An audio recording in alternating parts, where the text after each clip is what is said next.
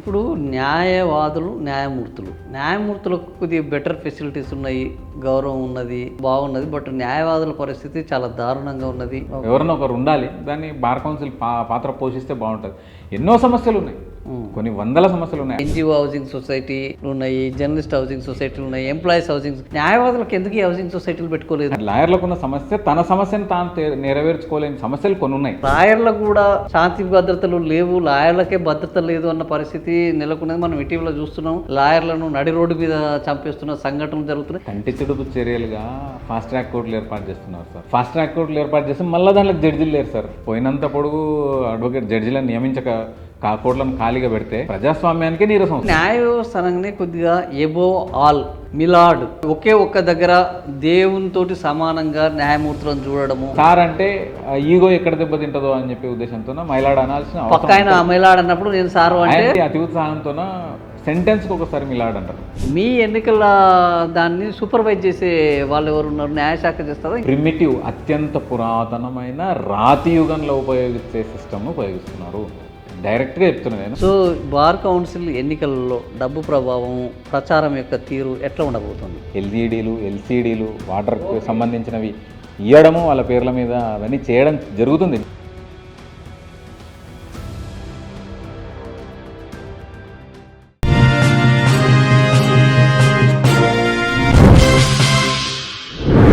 అంటే ఇప్పుడు మీరు చెప్పినట్టు ఈ బార్ కౌన్సిల్ వాళ్ళకు ఇందులో ఈ పాత్ర ఉంటుందా? న్యాయమూర్తులని నియామకములు ఎవరికి పాత్ర ఉండదు, కానీ కల్పించుకోవాలి కదా ఇనిషియేషన్. ఇప్పుడు రాజ్యాంగం రాయకముందు ఏం లేదు. 47 నుంచి 50 జనవరి 26 వరకు ఒక భ్రమలోనే ప్రభుత్వాన్ని నడిపినాం. తర్వాతనే కదా రాజ్యాంగాన్ని తెచ్చుకుంది. రాజ్యాంగం అంటే ఏంది? అవసరానికి అనుగుణంగా మార్పులు చేసుకోవడమే రాజ్యాంగం.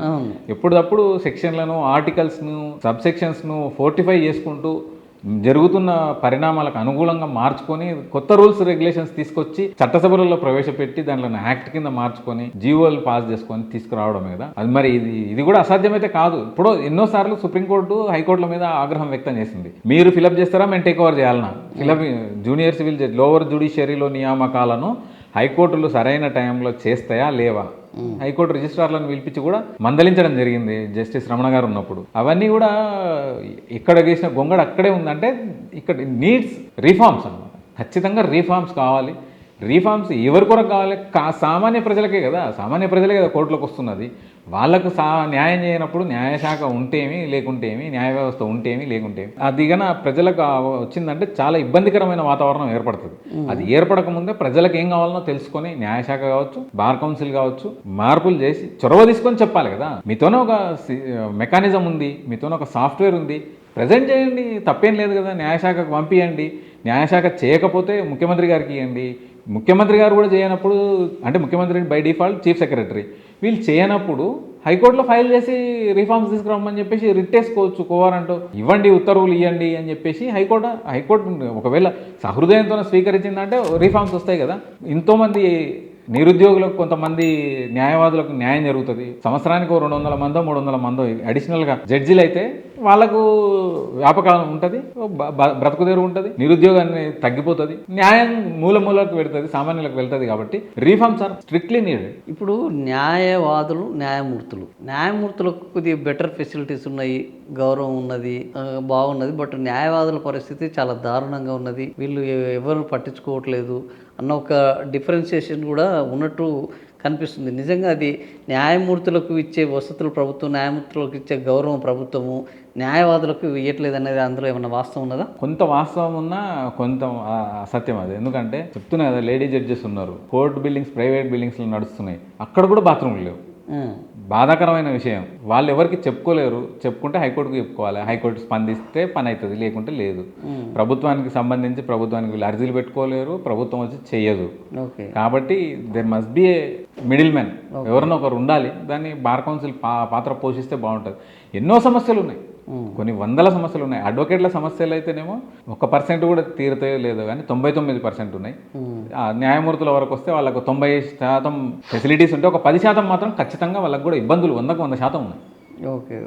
ఇప్పుడు న్యాయమూర్తులకు ఆల్రెడీ న్యాయ సదన్లు, న్యాయ విహారాలు కట్టారు. బట్ న్యాయవాదులకు అట్లాంటివి లేవు. న్యాయవాదులకు అట్లాంటి అయ్యే అవకాశం ఉందా, పాసిబిలిటీ? డెఫినెట్గా ఉంది. ప్రభుత్వంతో కొన్ని వందల వేల ఎకరాలు ఉన్నాయి. ఇండ్ల స్థలాలు ఇస్తే ఇండ్లు కట్టుకుంటారు, ఏముంటుంది. ఇండ్ల స్థలాలకి ఏమన్నప్పుడే రాజశేఖర రెడ్డి గారు విచిత్రంగా నవ్వి పంపించారు. అది తర్వాత వాళ్ళకే కనిపించింది అది దాని ఇంపాక్ట్. అంటే న్యాయవాదులు అంటే అందరూ ఫ్లరిష్ ఉన్న వాళ్ళే కాదు. ఫ్లరిష్ ఉన్నోడు ఎవరు అడగరు కదా సార్. ఇప్పుడు కోటాను కోట్ల రూపాయలకు పడగలెత్తిన అడ్వకేట్లు, ఎవరి ఇండ్లు వాళ్ళకు ఉన్నోళ్ళు, ఎవరి కార్లు వాళ్ళకు ఉన్నోళ్ళు ఎవరు అడగరు, వచ్చి క్యూలో నిలబడరు, 100% నిలబడరు. ఎందుకంటే బ్రదర్ అడ్వకేట్కో సిస్టర్ అడ్వకేట్కో పర్సంటేజ్ ఈయన భాగం వెళ్తుంది కాబట్టి, వాళ్ళకి న్యాయం జరుగుతుంది కాబట్టి వీళ్ళు రారు. అంటే ఇప్పుడు న్యాయవాదులకి హౌసింగ్ సొసైటీలు లేవా? ఇప్పుడు ఎన్జిఓ హౌసింగ్ సొసైటీ ఉన్నాయి, జర్నలిస్ట్ హౌసింగ్ సొసైటీలు ఉన్నాయి, ఎంప్లాయీస్ హౌసింగ్. న్యాయవాదులకు ఎందుకు ఈ హౌసింగ్ సొసైటీలు పెట్టుకోలేదు? అంటే విచిత్రమైన విషయం ఏంటంటే, న్యాయవాదులకు ఉన్న సమస్య ఏంటంటే సొంత పనులు కూడా చేసుకోలేరు. ఉదయం 10:30 నుంచి 5 గంటల వరకు వర్కింగ్ డేస్లో 5 రోజులు ఉంటాయి. 2 రోజులు అయితే ఖాళీగా, శనివారం కూడా కోర్టు వర్క్ ఉంటుంది, మిస్లీనియస్ వర్క్ ఉంటుంది, బెంచ్ వర్క్ ఉండదు. అయితే ఏ ప్రభుత్వ సంస్థ దగ్గరికి పోయి ఈయన అర్జీ పెట్టుకోగలుగుతాడు? తన పని తాను చేసుకుంటూ వేరే వ్యాపకానికి పోయి వేరే బ్యాంకులో పోయి నిలబడతాడా, రిజిస్టర్ ఆఫీస్లో నిలబడతాడా, ఎంఆర్ఓ ఆఫీస్లో నిలబడతాడా, తన ఫెసిలిటీస్ జిహెచ్ఎంసీ ఆఫీస్కి పోయి నిలబడతాడా, మున్సిపల్ ఆఫీస్కి పోయి నిలబడతాడా? మీరు ఒక సమస్య మీ దగ్గరికి అందరు వస్తారు కదా. చెప్తున్నా నేను, ఇప్పుడు బిజీగా ఉన్న అడ్వకేట్కి చేసుకోలేరు, 100% ఏం చేసుకోలేరు. అదే సమస్య లాయర్లకు ఉన్న సమస్య. తన సమస్యను తాను నెరవేర్చుకోలేని సమస్యలు కొన్ని ఉన్నాయి. కొద్దో గొప్ప ఈ సేవలు మీ సేవలు కోర్టు బిల్డింగ్స్ కాంప్లెక్స్లకు ఇచ్చినప్పుడు కొంతమందికి డిస్ట్రిక్ట్ హెడ్స్లో ఉన్న వాళ్ళకి మాత్రమే కొద్దిగా వెసులుబాటు జరిగింది. ఆ కరెంటు బిల్లులు కట్టుకునే కాడ ఇప్పుడు ఆన్లైన్ వ్యవస్థ వచ్చింది కాబట్టి కొద్ది గొప్ప ఫెసిలిటీ ఉంది. లేదంటే కరెంట్ ఆఫీస్కి వెళ్ళి బిల్లులు కట్టాల్సి వచ్చేది. ఇవన్నీ కూడా ఆన్లైన్కి వచ్చినాయి కాబట్టి కొద్దిగా సమస్యలు తగ్గినాయి, అంతే తప్ప చాలా వరకు వాళ్ళ పనులు వాళ్ళు చేసుకోలేరు. వాళ్ళ పిల్లల పనులు కూడా చేసుకోలేరు. బర్త్ సర్టిఫికెట్లు, దానికి సంబంధించిన మెడికల్ సర్టిఫికెట్లు, స్కూల్కి వెళ్ళి మాట్లాడుకోవడానికి కూడా అవకాశం ఉండదు. సండే వీళ్ళు ఖాళీగా ఉంటారు, వాళ్ళకు స్కూల్ ఉండదు. సండే వీళ్ళు ఖాళీగా ఉంటారు, కాలేజీ ఉండదు. కాబట్టి కొద్దిగా పెద్ద హృదయంతోన ప్రభుత్వం కూడా ఆలోచన చేయాలి. న్యాయశాఖ కూడా కొద్దిగా తన పరిధిని పెంచుకోవాలి, చొచ్చుకురావాలి, వ్యవస్థలోకి చొచ్చుకురావాలి. అవసరాలను, న్యాయవాదుల అవసరాలను కావచ్చు, న్యాయమూర్తుల అవసరాలను కావచ్చు తీర్చాల్సింది న్యాయశాఖనే. ఓన్లీ శాంక్షనింగ్ అథారిటీగా ఉంటే మాత్రమే సరిపోదు. ఆ రీఫార్మ్స్ తీసుకురావడానికి ఏ అవకాశాలు అయితే ఉంటాయో ఆ అవకాశాలన్నీ కూడా ఎక్సర్సైజ్ చేస్తాను. నేను నా ఎజెండాలో నేను పొందుపరచుకుంటా, నేను చేస్తాను. ఎందుకంటే నా మీద నాకు నమ్మకం ఉంది. ఎన్నో సమస్యలు పరిష్కారం తీసుకొచ్చే ప్రయత్నం నేను చేసిన, ఆ పేరు నాకు ఉంది కాబట్టి. బ్రదర్ అడ్వకేట్స్లో కూడా నాకు మంచి గౌరవం ఉంది. తెలంగాణ ఉద్యమంలో చేసినా కానీ, తర్వాత సామాజికంగా పోరాటం చేసినా కానీ ఆ గుర్తింపు, ఆ గౌరవం నాకు ప్రతిరోజు కోర్టులో నాకు కనిపిస్తుంది. దాన్ని మెటీరియలైజ్ చేసి నన్ను గెలిపియాలని కూడా నేను కోరుకుంటున్నాను. ఓకే, సో మిమ్మల్ని గెలిపియాలని మేము కోరుకుంటున్నాం, మీరు గెలవాలని మేము కోరుకుంటున్నాం. ఇప్పుడు గెలిచిన తర్వాత ఇప్పుడు ప్రభుత్వాలు అనేవి కూడా న్యాయవాదులకు సంబంధించి కానీ, న్యాయమూర్తులకు సంబంధించి కానీ, వాళ్ళకి వీళ్ళకి మధ్య ఎప్పుడు ఒక ఫ్రిక్షన్, ఒక ఘర్షణ వాతావరణమే ఉంటుంది ఎప్పటికీ. సో వీళ్ళు చట్టాలు అమలు చేయట్లేదని ఇప్పుడు పార్టీ ఫిరాయింపుల కేసు ఉన్నది. సుప్రీంకోర్టు వర్సెస్ రాష్ట్ర ప్రభుత్వం, కొన్నిసార్లు సుప్రీంకోర్టు వర్సెస్ కేంద్ర ప్రభుత్వం ఉంటుంది. అట్లాంటప్పుడు నిధులు ఇవ్వాల్సింది గవర్నమెంట్. మీరు పొద్దున్న లేస్తే గవర్నమెంట్నే తిరుగుతుంటారు, గవర్నమెంట్లో బోర్డును నిలబెడుతుంటారు. ఇలాంటి పరిస్థితి ఉన్నప్పుడు బార్ కౌన్సిల్ యొక్క పాత్ర ఏముంటుంది? ఇందులో బార్ కౌన్సిల్ పాత్ర వాస్తవంగా అయితే లేదు. కానీ అదే చెప్తున్నా నేను, ఒక సిస్టమ్, ఒక స్కెలిటన్ తయారు చేసుకునే కెపాసిటీ బార్ కౌన్సిల్కి ఉంది. ఆ కెపాసిటీని ఎక్సర్సైజ్ చేసి దాన్ని మెడలైజ్ చేసి అందరికీ ఉపయోగం. ఇప్పుడు రీఫార్మ్స్ తీసుకొస్తే ఉపయోగం ఎవరికి? న్యాయ వ్యవస్థలో రీఫార్మ్స్ తీసుకొచ్చి న్యాయశాఖ చొచ్చుకొని పోయి అవన్నీ తీరుస్తే, ఉన్నపళంగా న్యాయమూర్తుల సంఖ్య పెరిగితే సామాన్యుడికి కదా న్యాయం చేసినట్టు, ప్రభుత్వం చేసినట్టు అవుతుంది. కానీ న్యాయశాఖ ఒక భాగం, కోర్టులు కూడా ఒక భాగం ప్రభుత్వంలో. అటువంటప్పుడు కోర్టులు చేయలేకపోతున్నప్పుడు ఆ ఫెయిల్యూర్ ప్రభుత్వానికే తగులుతుంది కదా. సక్సెస్ అయినప్పుడు కూడా క్రెడిట్ 100% ప్రభుత్వానికే వస్తుంది. కాబట్టి న్యాయశాఖలో ఎన్నో రీఫార్మ్స్ అవసరం ఉన్నాయి. మీరు చేసే రీఫార్మ్స్, మీరు చేసే పర్మిషన్లు, మీరు చేసే ఇన్ఫ్రింజ్మెంట్ చొచ్చుకురావడం, వ్యవస్థలకు చొచ్చుకొచ్చి జనాలకు, సామాన్యులకు న్యాయం చేయడం అనేది 100% ప్రభుత్వ విధి. ఎందుకంటే ఎప్పటి నుంచో చూస్తున్నాం, మొదటి పార్లమెంట్లో న్యాయవాదుల సంఖ్య 70 నుంచి 80% ఉంది. తొలి పార్లమెంట్లో. ఈరోజు న్యాయవాదుల సంఖ్య ఎక్కడుందండి? చట్టాలు చేయాల్సిన స్వాతంత్ర సమరంలో, పోరాటంలో కూడా ఎక్కువ న్యాయవాదులే పాల్గొన్నారు. సో ఆటోమేటిక్గా వాళ్ళందరూ చట్టసభలోకి ఉన్నారు. కానీ ఇప్పుడు న్యాయవాదులు సమాజంలో అట్లా పాల్గొంటున్నట్టు కనిపించట్లేదు కదా. ఎందుకు లేరు సార్, ఉన్నారు. 100 మంది పనిచేస్తున్నారు, ప్రజల కొరకు పనిచేస్తున్న వాళ్ళు చాలా మంది ఉన్నారు. స్పందించి చేయడం అంటే సామాజిక స్పృహతో పనిచేస్తున్నారు. జనరల్గా సమాజంలో పనిచేసినప్పుడు వాళ్ళు ఎలక్షన్లో నిలబడితే ఆటోమేటిక్గా ప్రజలు వాళ్ళకి ఓట్లేస్తారు. ప్రభుత్వం గుర్తించి ఇప్పుడు మీరు కొన్ని కోట్ల రూపాయలు ఖర్చు పెట్టి ఎక్స్పర్ట్స్ని తీసుకొని వాళ్ళ అభిప్రాయాలను తీసుకునే బదులు న్యాయవాదులకి అవకాశం ఇస్తే అయిపోతుంది కదా. న్యాయానికి సంబంధించి న్యాయశాఖకు సంబంధించి రూల్స్ అండ్ రెగ్యులేషన్స్ ఫామ్ చేయాలి. ఎవరికి లెర్నడ్ కౌన్సిల్స్, ప్రతి ఒక్క న్యాయవాది లెర్నడ్ కౌన్సిలే. వాళ్ళ సలహా తీసుకుంటే ఇప్పుడు ఇన్ని ఉపయోగపడే విషయాలే నేను చెప్పింది, కొన్నో గొప్ప అవన్నీ న్యాయవాదుల ఆలోచనలే కదా. న్యాయవాదుల నాకు తెలియగలుగుతున్నాం, ప్రభుత్వము ఈ జ్యుడిషియల్ కమిషన్స్ వేస్తుంటుంది. ఇప్పుడు మన జస్టిస్ ఘోష్ కమిషన్ వేసింది, దాదాపుగా ఏదో 100 కోట్లు ఖర్చు అయిందని కూడా చెప్పారు. ఈ ఘోష్ కమిషన్కు పెద్ద ఎత్తున వీళ్ళకి జీతాభత్యాలు ఉంటాయి, వీళ్ళకి వసతుల కల్పన ఉంటుంది. సో ఇట్లాంటి కమిషన్లు వేయడం ద్వారా ఇండైరెక్ట్గా వీళ్ళు న్యాయవాదులను కానీ న్యాయమూర్తులను కానీ సీనియర్ అడ్వకేట్స్ని కానీ వాళ్ళకు ఒక ఉపాధి, ఒక గౌరవాన్ని కల్పించినట్టే కదా సార్. రిటైర్డ్ జస్టిస్లకు అది ఇంకా అది ప్రభుత్వంలో ఒక భాగం కాబట్టి వాళ్ళ పెన్షన్లు వాళ్ళకు ఉంటాయి, వాళ్ళ వ్యవస్థ వాళ్ళకు ఉంటుంది. మరి బడ్డింగ్ అడ్వకేట్స్ పరిస్థితి ఏంది, యంగ్ అడ్వకేట్స్ పరిస్థితి ఏంది, అది కూడా చూసుకోవాలి కదా. మీరు ఒక్కరికి న్యాయం చేసి ఆ 100 కోట్లు కొన్ని వేల మంది న్యాయవాదులు లాభపడతారు కదా. అందుకే ఒక హాస్ర దృష్టి ఉంది న్యాయవాదుల పైన, న్యాయశాఖ పైన ప్రభుత్వానికి హాస్ర దృష్టి ఉన్నమాట వాస్తవం. ఆ దృష్టిని దివ్య దృష్టి కింద మార్చుకొని మంచి బ్రాడ్ మైండ్తోనే వస్తే 100% క్రెడిట్ రాష్ట్ర ముఖ్యమంత్రి గారికే వస్తుంది. ఏ రీఫార్మ్ చేసినా అది సామాన్యుడికే ఉపయోగపడుతుంది. సామాన్యుడు బెనిఫిట్ అవుతున్నాడు, నష్టపోవట్లేదు. కనీసం బెనిఫిట్ పక్కకు పెట్టండి, నష్టపోవట్లేదు అంటే ఒక వ్యవస్థ మీద దురభిప్రాయం అనేది ఏర్పడకుండా ఉంటే అరమరిక ఉండాలి. అన్ని వ్యవస్థల మధ్యలో ఒక సమ్మేళనం ఉండాలి, సమ్మేళనితం అయిపోవాలి. అన్ని కలిసి పనిచేస్తేనే రాష్ట్ర ప్రగతి అనేది జరుగుతుంది. ఎక్కడ ఏ చిన్న తప్పు జరిగినా అది రాష్ట్ర ప్రగతి కుంటుపడుతుంది. అంటే జస్టిస్ డినై జరిగినప్పుడు వాళ్ళు రివోల్ట్ మనం చూడొచ్చు. విచిత్రమైన పరిస్థితుల్లో నన్ను పట్టించుకోనందుకు నేను ఇట్లా చేస్తున్నాను ఎన్నో సంఘటనలు జరుగుతున్నాయి. అంటే ఇప్పుడు బయట శాంతి భద్రతలకు సంబంధించి న్యాయస్థానాలు ప్రభుత్వాలకు ఆర్డర్స్ ఇస్తున్నాయి, మీ అడ్డగోలుగా పోతున్నాయి, కానీ మరి ఇప్పుడు లాయర్లకు కూడా శాంతి భద్రతలు లేవు, లాయర్లకే భద్రత లేదు అన్న పరిస్థితి నెలకొన్నది. మనం ఇటీవల చూస్తున్నాం, లాయర్లను నడి రోడ్డు మీద చంపేస్తున్న సంఘటనలు జరుగుతున్నాయి. చంపేసిన తర్వాత కూడా అసలు దోషులకు కూడా శిక్షలు పడుతున్న సందర్భం కూడా లేదనేది అది ఇంకో దురదృష్టకరంగా కనిపిస్తున్నది. కంటి తుడుపు చర్యలుగా ఫాస్ట్ ట్రాక్ కోర్టులు ఏర్పాటు చేస్తున్నారు సార్. ఫాస్ట్ ట్రాక్ కోర్టులు ఏర్పాటు చేస్తే మళ్ళీ దాంట్లో జడ్జిలు లేరు సార్. వాటికి కూడా జడ్జిలు లేకనే ఫాస్ట్ ట్రాక్ కోర్టులో 6 నెలల్లో సెషన్స్ కేసు అయినా సరే, మర్డర్ కేసు అయినా, అటెంప్ట్ మర్డర్ అయినా, రేప్ కంప్లీట్ చేయాలి. మరి జడ్జిలు లేనప్పుడు ఏం చేస్తారు? అసలు మేడవర్ ఛార్జ్ షీట్ ఫైల్ కావడానికి టైం పడుతుంది.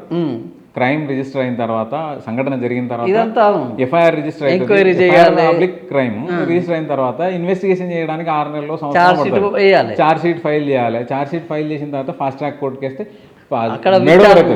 అడిషనల్ డిస్ట్రిక్ట్ అండ్ సెషన్స్ కోర్టుకి ట్రాన్స్ఫర్ అవుతాయి. Fast track designated fast track కోర్టుకు ట్రాన్స్ఫర్ అవుతాయి. అక్కడ జడ్జీలు ఉండరు, సెలవు మీద ఉంటారు, ఇన్ఛార్జ్ కోర్టుకి వేస్తారు. అదే సమస్య అన్నింటికి మూలం. ఇప్పుడు అమృతాంజనం సమస్య అయినప్పుడు అన్నింటికి పరిష్కారం అమృతాంజనం అయినప్పుడు అమృతాంజనాన్ని తయారు చేస్తే అయిపోతుంది. జడ్జీలను నియామకాలు చేస్తే ఖచ్చితంగా ఈ వ్యవస్థ అనేది సస్టైన్ అవుతుంది. సస్టైన్కే ప్రమాదం వచ్చే అవకాశం ఉంది. ఇట్లా పోయినంత పొడుగు అడ్వకేట్ జడ్జిలను నియమించక కోర్టులను ఖాళీగా పెడితే నీరసం వస్తుంది, ప్రజాస్వామ్యానికే నీరసం వస్తుంది. మనకు అనేక లా కాలేజీలు ఉన్నాయి, లాయర్లు ఎవ్రీ ఇయర్ పెద్ద ఎత్తున గ్రాడ్యుయేట్ అయ్యి బయటకు వస్తూనే ఉన్నారు. మరి జడ్జిల నియామకాలు జరగకపోవడానికి ప్రధాన కారణం ఏంటంటారు? చెప్తున్నా కదా సార్, రిజిడిటీ. హైకోర్టు ఎక్కడ జరుగుతుంది తప్పు అంటే నియామకాల్లో తప్పు జరుగుతుంది. నియమించే వాళ్ళ ఆలోచనలో భవిష్యత్తులో ఎన్ని ఖాళీలు ఏర్పడతాయని ఒక అవగాహన అంచనా లేకపోవడం. అంటే వాళ్ళు ఒక పరిధి నిర్ణయించుకొని ఆ పరిధిలో కూర్చొని దాంట్లోనే ఆలోచన చేస్తున్నారు తప్ప వ్యాస్ట్గా సింపోజియం ఏర్పాటు చేయొచ్చు, సమావేశాలు ఏర్పాటు చేయొచ్చు. ఇప్పుడు మీరు జనాల్లోకి వెళ్ళిపోయి లోక్ అదాలత్ల పేర్ల మీద ఎన్నో సదస్సులు నిర్వహిస్తున్నారు, ప్రజలకు చట్టాల గురించి అవగాహన తీసుకొస్తున్నారు. మరి మీరెందుకు రిసీవ్ చేసుకోవట్లేదు? High court is to receive the suggestions from concern persons. అవసరం ఉన్న వాళ్ళ నుంచి తీసుకోవాలి. కనీసం ఆ జడ్జిల నుంచి అన్నా తీసుకుంటున్నారా ఇన్పుట్స్ అంటే లేదు. లోవర్ జ్యుడిషియరీలో పనిచేస్తున్న జడ్జిల నుంచి ఇన్పుట్స్ తీసుకుంటేనే కదా. ఖాళీ ఉంది అంటే కదా, ఆ ఖాళీని భర్తీ చేస్తేనే కదా మీకు ఆడ న్యాయం జరిగేది. ఖాళీ భర్తీ చేయనంత వరకు ఒకవేళ ఆడ అన్యాయం జరుగుతుందంటే దానికి ఎవరు బాధ్యత వహిస్తారు? ఆడ అపాయింట్మెంట్లు ఇవ్వకపోయినప్పుడు వాళ్ళే కదా బాధ్యత వహించాల్సింది. I don't want to blame high court, registrar హైకోర్టును నేను బ్లేమ్ చేయదలుచుకోలేదు. కాకపోతే వ్యవస్థ తయారైపోయింది. ఒక అంటే టైం టు టైం మనం ఫోర్టిఫై చేసుకోవాల్సిన అవసరం ఉంది. ఒకవేళ చేయలేదు, ఎన్ఫోర్స్ చేయడానికి బార్ కౌన్సిల్ ముందు ఉండాలి. బార్ కౌన్సిల్ ఇస్ పెద్దన్న, అందరికీ పెద్దన్న. అక్కడ తప్పు జరిగినప్పుడు మరి హైకోర్టుకి పాత్ర ఎంత ఉంటుందో బార్ కౌన్సిల్కి కూడా ఖచ్చితంగా అంతే పాత్ర. 3 ఏళ్ళ ఒకేళ్ళ అక్కడ చూపించినప్పుడు 3 ఏళ్ళు మనం చూపిస్తాయి. ఓకే, ఆ రీఫార్మ్స్ తీసుకురావడానికి కదా బార్ కౌన్సిల్ ఉన్నది. అన్నింటినీ చేయడానికే కదా. న్యాయవాదుల సంక్షేమానికి, న్యాయవాదులకు ఒక రక్షణ చట్టాన్ని రాలేకపోయినాం మనం ఈ రోజు వరకు. అది చాలా శోచనీయం. మీద పడి దాడి చేసి చంపేస్తున్నారు.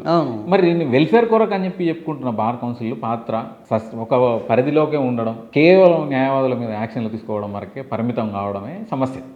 ఓకే, సో ఇప్పుడు భద్రతకు సంబంధించి ఓవైపు భద్రత లేదు అంటున్నారు. రేపు బార్ కౌన్సిల్ ఎన్నికలు జరిగిన తర్వాత ఈ న్యాయవాదుల నియామకాలకు సంబంధించి న్యాయవాదులను నియమించాలంటే ప్రభుత్వం నుంచి ఏమన్నా గ్రీన్ సిగ్నల్ లేకపోవడం వల్ల ఈ న్యాయవాదుల నియామకాల్లో జాప్యం జరగడము అట్లాంటిది. ప్రభుత్వం ఫండ్, న్యాయవాదులు అంటే వాళ్ళకు డబ్బులు ఇవ్వాలి, జీతాలు ఇవ్వాలి, వసతులు కల్పించాలి, సెటప్ చేయాలి. సో అట్లాంటి ఏమైనా ఇబ్బందులు ఉండడం వల్ల న్యాయవాదులను నియమించడము ఏమైనా డిలే అవుతుందా? ఖచ్చితంగా అదే. ప్రభుత్వం న్యాయశాఖ ఎక్కడి వరకు కన్ఫైన్ అయిందంటే హైకోర్టు ప్రపోజల్స్ని శాంక్షన్ చేయడం, ఫండ్ శాంక్షన్ చేయడం, ల్యాండ్స్ అలొకేట్ చేయడం వరకే పరిమితం అయ్యింది.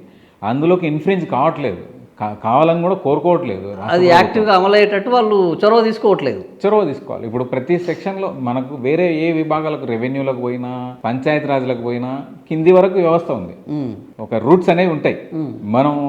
మనకు రెవెన్యూ రికార్డు కావాలంటే విఆర్ఓ దగ్గర పోతాం.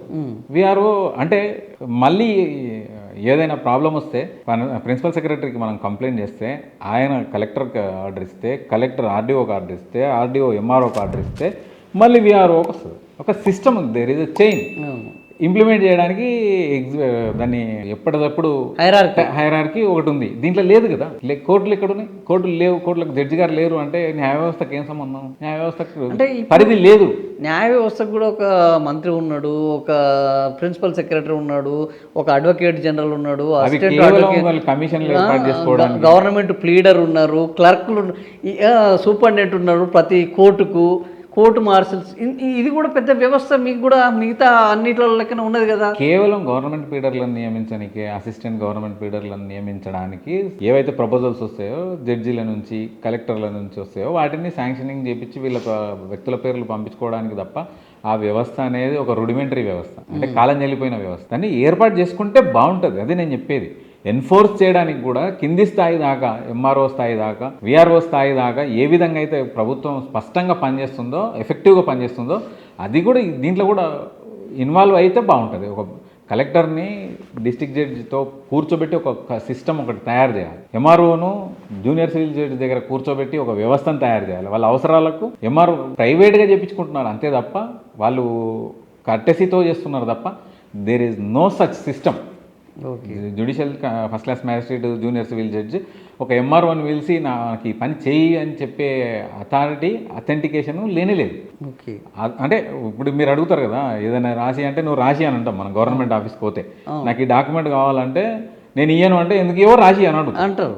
మరి ఇక్కడ లేదు, అది ఆ వ్యవస్థ కొద్దిగా ఫోర్టిఫై చేసుకోవాలి. ఇప్పుడు ఎక్కడ కూడా సిస్టమ్స్ అనేవి ఆకాశం నుంచి ఊడిపోవడం, అవి మనం తయారు చేసుకునేవి, మనం కూడా తయారు చేసుకోవాలి. ఎందుకంటే న్యాయ వ్యవస్థ అనగానే కొద్దిగా ఎబో ఆల్ మిలాడ్ ఒకే దగ్గర దేవునితోటి సమానంగా న్యాయమూర్తులను చూడడము, న్యాయవాదులతో పెట్టుకుంటే మనం ఇంకా బయటపడము, ఇట్లాంటి ఒక దృక్పథం సమాజంలో ఉండడం వల్ల ఇట్లాంటి ఏమన్నా సమస్యలు కావడానికి కారణమా? 100% మాతృభాషలో వ్యవహారం లేకపోవడం కూడా ఒక సమస్యనే. ఆ ఇంగ్లీష్ మాట్లాడుతుంటే స్పష్టంగా మనం వింటున్నాం. మనం జర్మనీ వాడికి ఇంగ్లీష్ రాదు, చైనా వాడికి ఇంగ్లీష్ రాదు, జపాన్ వాడికి ఇంగ్లీష్ రాదు. రాష్ట్ర ముఖ్యమంత్రి గారే చెప్తున్నారు. మన వ్యవహారం తెలుగులో ఎందుకు చేసుకోకూడదు?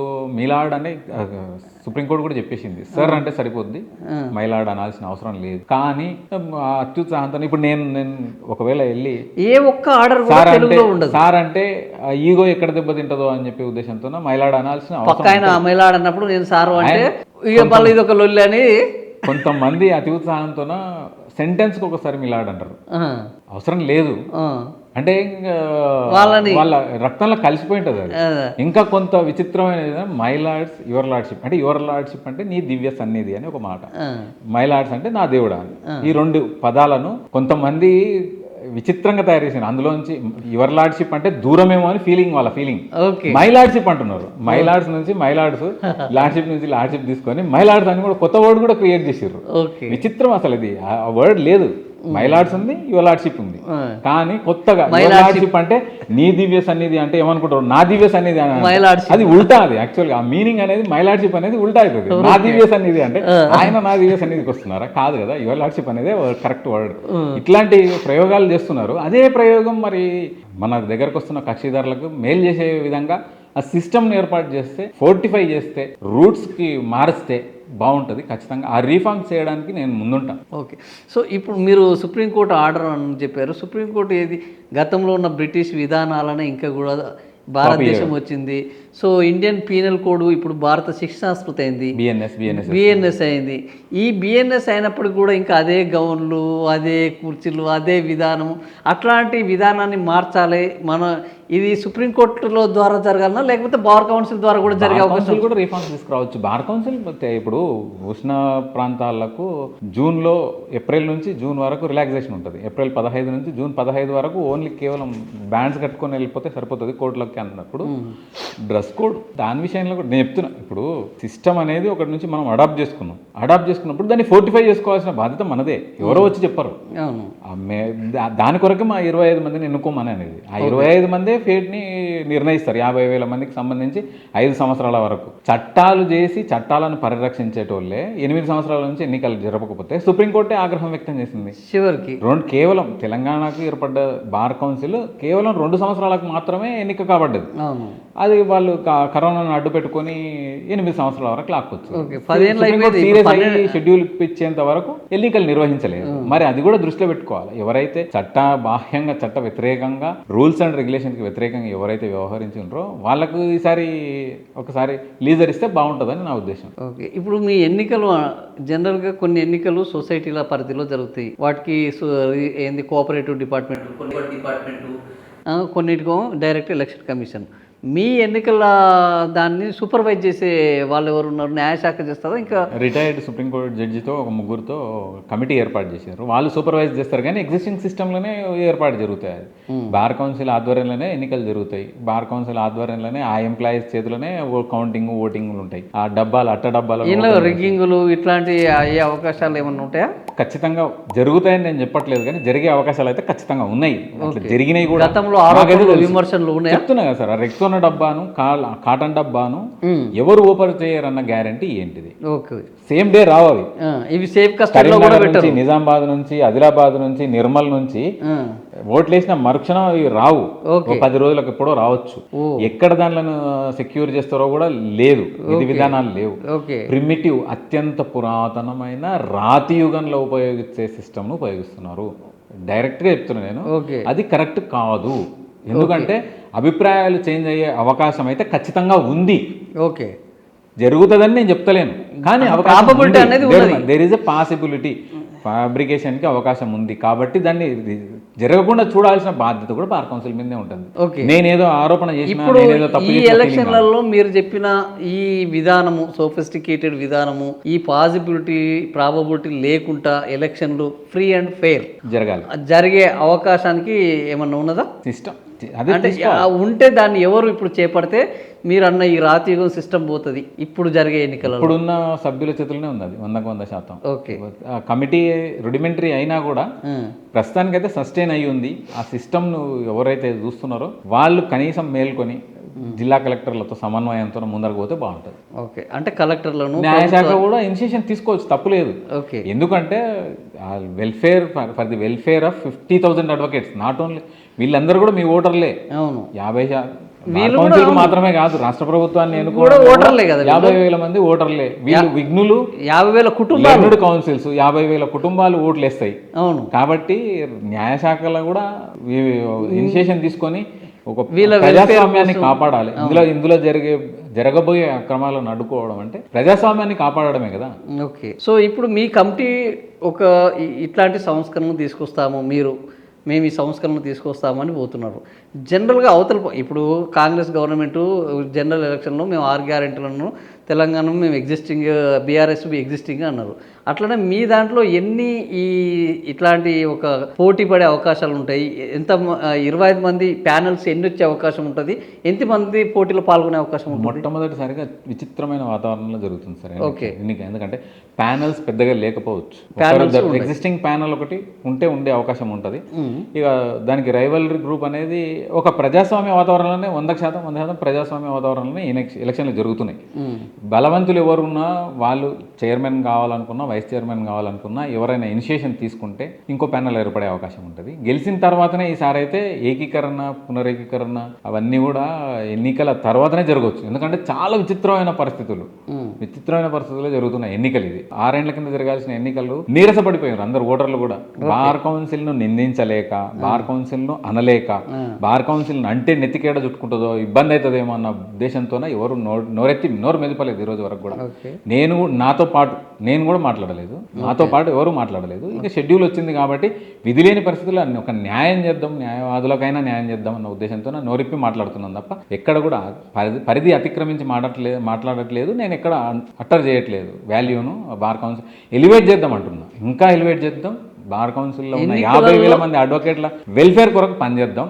రాత్రి పగలు వాళ్ళకు బెనిఫిట్ చేద్దామని అంటున్నాను. ఇప్పుడు అన్ని ఎన్నికలలో అనగానే ఒక డబ్బు ప్రభావం అనేది బాగా తయారైంది. ప్రచార కొత్త పుంతలు దొక్కుతున్నది. సో బార్ కౌన్సిల్ ఎన్నికలలో డబ్బు ప్రభావం, ప్రచారం యొక్క తీరు ఎట్లా ఉండబోతుంది సార్? అన్ని వ్యవస్థల్లో ఉన్న లోపాలు మా వ్యవస్థలో కూడా 100% ఉన్నాయి. ఓకే. నేను రిక్వెస్ట్ చేస్తున్న ప్రతి ఒక్క అడ్వకేట్ని, ఎక్కడైనా ధనదాహం, ఇవన్నీ మందు ప్రభావం ఇవన్నీ ఉన్నాయి, జరుగుతున్నాయి కూడా. దయచేసి మీరు తీసుకొని వేయాల్సిన వాళ్ళకు, మీకు మెరుగైన సేవ చేయగలుగుతారు అనుకున్న అడ్వకేట్లకు మాత్రమే మీరు అవకాశం ఇవ్వండి.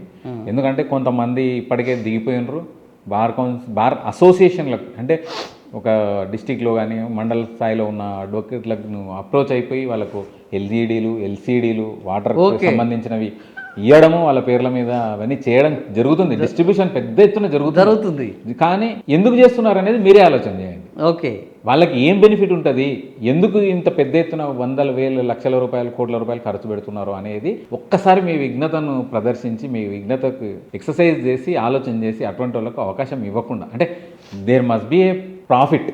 మీరు ఖర్చు పెడుతున్నారు, ఇంత పెద్ద ఎత్తున ఖర్చు పెడుతున్నారు అంటే ఏదో జరుగుతుంది, ఏదో చేకూరే అవకాశాలు ఉన్నాయి అన్న విషయాన్ని గుర్తించాలి. ప్రజాస్వామ్యాన్ని కాపాడాలి. ఒక మంచి న్యాయవాదిని బార్ కౌన్సిల్ మెంబర్గా పంపిస్తేనే మీకు మంచి జరుగుతుంది తప్ప ఇటువంటి ప్రలోభాలకు గురి చేసి మీరు వెళ్ళినప్పుడు కూడా మేము అంత ఖర్చు పెట్టినాం అబ్బా, మరి మీరు నన్నెందుకు గెలిపేయలేదు, నేను మీకెందుకు ఫ్రీగా చేయాలనే క్వశ్చన్ మీకు రేపు పొద్దున రాకూడదు. అంటే అటువంటి వాళ్ళని దూరం పెట్టడం మంచిది. ఓకే. సో ఇప్పుడు మనకు సర్పంచ్ ఎన్నికలు జరుగుతున్నాయి. సో సర్పంచ్ ఎన్నికలు పార్టీలకు అతీతంగా జరిగేటివి బేసికల్గా, కానీ పార్టీలే ఇందులో మొత్తం ఇన్వాల్వ్ అయ్యి నడుస్తున్నాయి. సో బార్ కౌన్సిల్ ఎన్నికల్లో ఇట్లాంటి పార్టీల ప్రభావము, ప్రభుత్వ అనుకూల ప్యానల్, ప్రభుత్వ వ్యతిరేక ప్యానల్, ఇట్లాంటి ఏమైనా విభజన ఉంటుందా? లేదు. ఒక్క విషయంలో మాత్రం ఒకరిద్దరు అడ్వకేట్లను ప్రభుత్వాలు సపోర్ట్ చేసి ఉండొచ్చు. అంటే ప్రభుత్వంలో ఉన్న వ్యక్తులు సపోర్ట్ చేసింటే, గత ప్రభుత్వంలో ఉన్న వ్యక్తులు సపోర్ట్ చేస్తే చేయొచ్చు. కానీ ఆ ప్రభావం 100% 10% వరకు పరిమితం. 90% ఫీర్ అండ్ వాతావరణంలో జరుగుతున్నాయి. ఏ పార్టీ కూడా ఇన్వాల్వ్ కావట్లేదు. కాకపోతే వాళ్ళ పార్టీ అభ్యర్థులు గెలవాలని కోరుకోవడంలో తప్పులేదు. సో చివరిగా ఈ బార్ కౌన్సిల్ ఎన్నికల్లో మీ ఓటర్లకు మీరు ఏం చెప్పబోతున్నారు? నాకు ఒక అవకాశం ఇవ్వండి. న్యాయవాదులకు 50,000 మంది న్యాయవాదులకు సహకరించడానికి నేను చెప్పిన ఈరోజు నా ద్వారా వచ్చిన సూచనలు, సలహాలను కూడా మీరు కన్సిడర్ చేసి నాకు ఒక అవకాశం ఇస్తే ఎన్నో విప్లవాత్మక మార్పులు తీసుకురావడానికి నా వంతు ప్రయత్నం నేను చేస్తాను. నేను ఎప్పుడు చెప్పను, చేసే చూపించే అలవాటు నాది. కాబట్టి నేను ఇప్పుడు చెప్తున్నా కూడా, ముందుగా నేను చెప్తున్నా, వాటన్నిటికి కన్ఫైన్ అయ్యి న్యాయశాఖ చొరవను పెంచి, న్యాయమూర్తుల సంఖ్యను పెంచి సామాన్యులకు న్యాయం చేకూర్చినప్పుడు ఆటోమేటిక్గా అది న్యాయవాదులకు కూడా లాభమే జరుగుతుంది. కాబట్టి న్యాయవాదుల సంఖ్యను పెంచుకుందాం. నేషనల్ జ్యుడిషియల్ అకాడమీ ఏర్పాటు జరిగే విధంగా న్యాయవాదులకు, దేశంలో ఉన్న న్యాయవాదులకు రక్షణ చట్టాలు వచ్చేదానికి ముందుంటా. నేను ఖచ్చితంగా నా వంతు పూర్తి శ్రమ నేను చేస్తా, అందరికీ ఉపయోగపడతా. కాబట్టి నాకు కన్సిడర్ చేసి నాకు ఒక అవకాశం ఇవ్వండి అని 50,000 మంది తెలంగాణ న్యాయవాదులు నేను కోరుకుంటాను. థ్యాంక్ యూ అన్న. చాలా ముఖ్యమైన విషయాలు చెప్పారు. సో ఇది బార్ కౌన్సిల్ ఎన్నికలు కూడా ఏ ఎన్నికలకు తీసిపోని పద్ధతిలో ఈరోజు జరుగుతున్నాయి. అందరికీ న్యాయాన్ని అందించే న్యాయవాదులకు కనీస వసతులు లేదు, వాళ్ళకు భద్రత లేదు. సో ఈ బార్ కౌన్సిల్ ఎన్నికల్లో తనను గెలిపిస్తే సంస్కరణలకు నేను పునాది వేస్తాను, భద్రతకు నేను హామీ ఇస్తాను. సో కొత్త ఒక విధానాన్ని తీసుకొచ్చేందుకు మనం అందరం కలిసి ప్రయత్నం చేద్దామంటున్నారు. సో ఇది అరుణ్ కుమార్ మరి విజ్ఞప్తి. అరుణ్ కుమార్ విజ్ఞప్తి మీకు నచ్చితే ఖచ్చితంగా ఆయనను మీ ప్రయారిటీ లిస్ట్లో చేర్చుకొని ఆయనకు ప్రయారిటీ ఓటు ఏమని అడుగుతున్నారు. సో ఆ నిర్ణయం మీదే కాబట్టి ఆ నిర్ణయాన్ని మీకే వదిలేస్తున్నాను. మరిన్ని ఈ ఎలక్షన్కి సంబంధించి ఎప్పుడెప్పుడు ఏమేమి జరుగుతున్నాయి మరింత మంది లాయర్లతో ముందుకు వస్తాం. Thank you.